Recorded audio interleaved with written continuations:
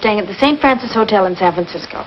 I'm sorry you misunderstood me. Do you know why Mr. Phillips called? No, I don't. All right, thank you, Miss Foster. You can understand that we've been somewhat upset around here. Now, if you don't mind...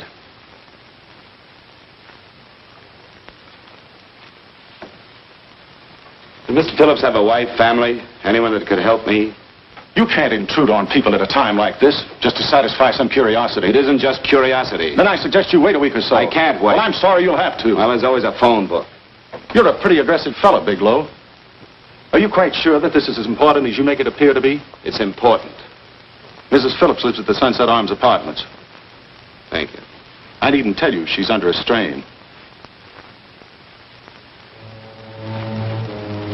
I suppose you're capable of using a little more tact with her than you demonstrated with me. I think I can handle it. By the way, what was the cause of Mr. Phillips' death? Suicide. He leaped from the balcony of his apartment.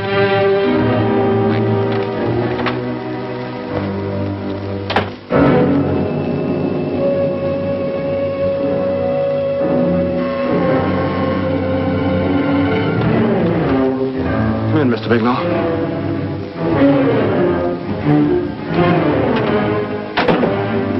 I'm Stanley Phillips, Eugene's brother. Halliday phoned that you were coming.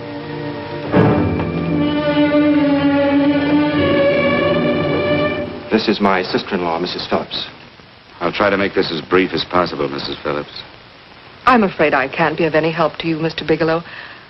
I haven't the slightest idea why my husband wanted to speak to you. Well, I guess Halliday covered just about everything.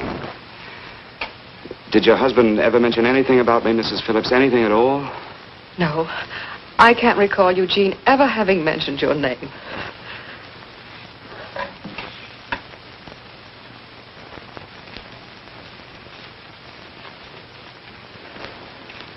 I hate to ask you this, Mrs. Phillips, but it's of vital importance to me. Do you know why your husband committed suicide?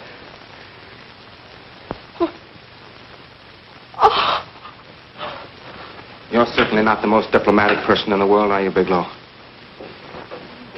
Were you a friend of my brother's? I never met him.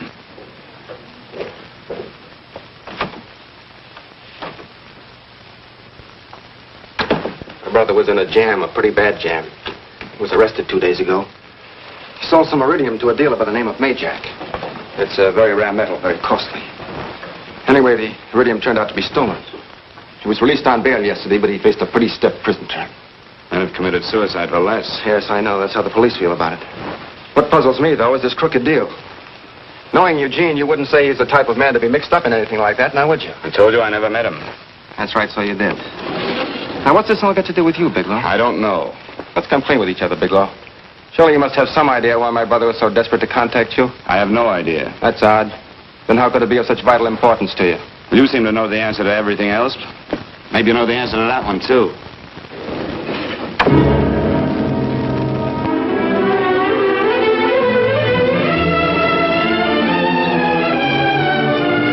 There's a message here for you to call operator 82 at Banning. Oh, thank you. Show Mr. Bigelow to room 821. Say, would you have the operator put this call through to my room right away? I'll take it up there. Thank you. Hello, operator.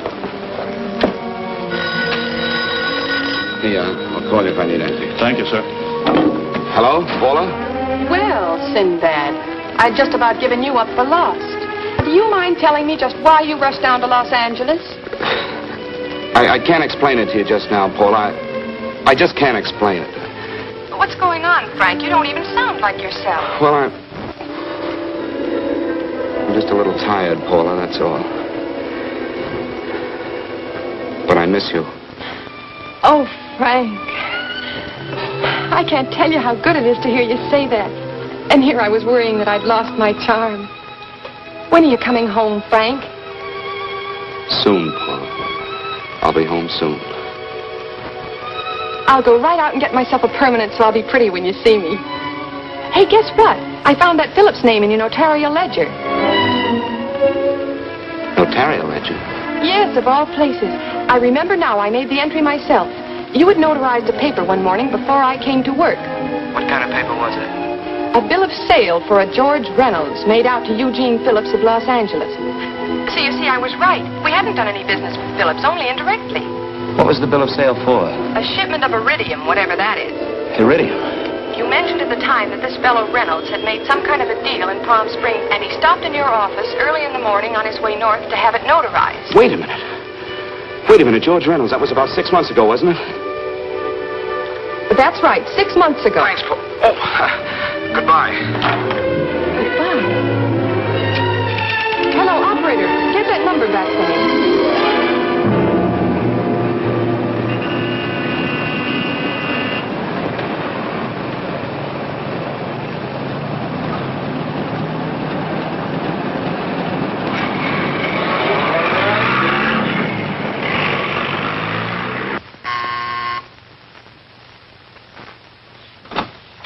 I've got to talk to you, Mrs. Phillips. Please, go away.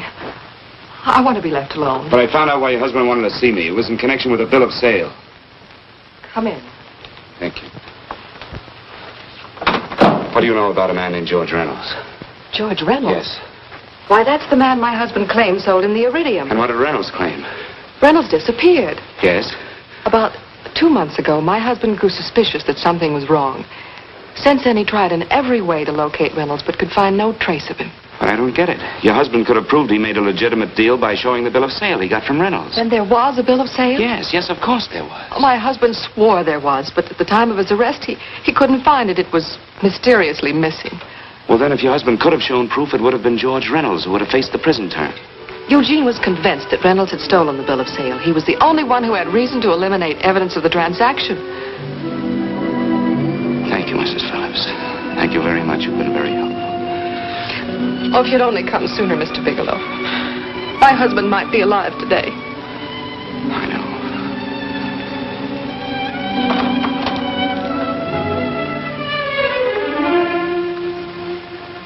The only thing that puzzles me, Miss Phillips, is that you haven't asked how I knew there was a bill of sale.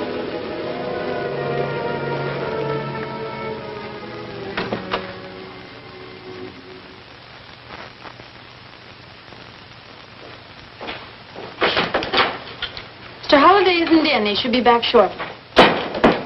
I think you're the one who can help me, Miss Foster. Mr. Phillips tried to reach someone else before he called me yesterday, didn't he? Why don't you ask Mr. Holliday? Obviously, Mr. Holliday wasn't here yesterday, or he wouldn't have had to learn from you that Phillips called me. And you're the logical person to know who else Phillips called. I don't believe that's any of your business, Mr. Bigelow. Don't think you're revealing anything confidential, Miss Foster. I know that he tried to reach somebody else. Mrs. Phillips told me. You're bluffing, Mr. Bigelow. I don't know what you're after, but you're trying to trick me. Mrs. Phillips didn't tell you a thing. How do you know that? Mrs. Phillips knows nothing about it. She doesn't. Well, why wouldn't she? Wait a minute. I was talking about George Reynolds. Who did you think I meant? Just who is it that Mrs. Phillips doesn't know I about? told you before, that's none of your business. All right, young lady, I'm going to give it to you straight. Phillips was murdered. Murdered?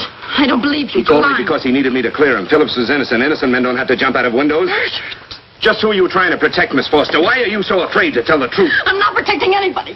I haven't any more to say. All right, young, listen to me. This thing is going to explode wide open. If you've got nothing to hide, you better start talking. Or maybe you are mixed up. No! Well, then, come on. Mr. Phillips called Marla Rakubian.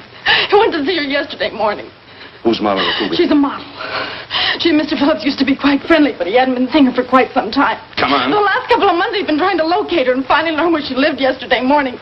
When he returned from seeing her, he was terribly upset and excited. That's when he had me put in the calls for you. When he couldn't reach you, he went home. The last time I saw him alive. Give me Marla Rakubian's address. I don't think Mr. Phillips realized I was aware of his friendship with Marla Rakubian, and out of respect for him, I never intended to tell anybody.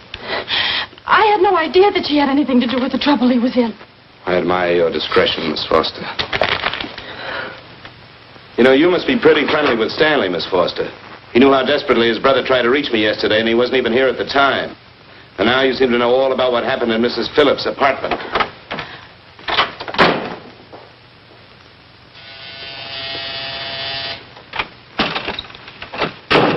Miss Rakubian? Yes? What do you want? Get out of here or I'll call the Go police. ahead, call him. Oh, go ahead, call him. Going on a trip, huh? Yes, going away for the weekend. Sailing for Buenos Aires tomorrow, some weekend. I'll send you a postcard. Now get out of here. Who are you going with, George Reynolds? Never heard of him. I suppose you've never heard of Eugene Phillips either. Just who are you? What do you want? Never mind who I am. Where's Reynolds? I told you I don't know him. Now will you get out of here and leave me alone?